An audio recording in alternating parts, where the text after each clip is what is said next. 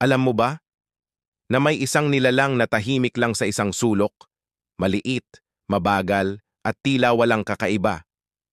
Ngunit sa likod ng kanyang katahimikan, nagtatago ang isang kakayahang matagal ng hinahangaan ng mundo.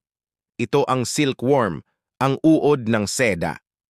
Mula sa kanyang maliit na katawan, unti-unting lumalabas ang isang manipis na hibla. Isang uri ng laway na sa pag-ikot niya sa kanyang sarili ay nagiging isang cocoon, isang bahay na yari sa purong silk.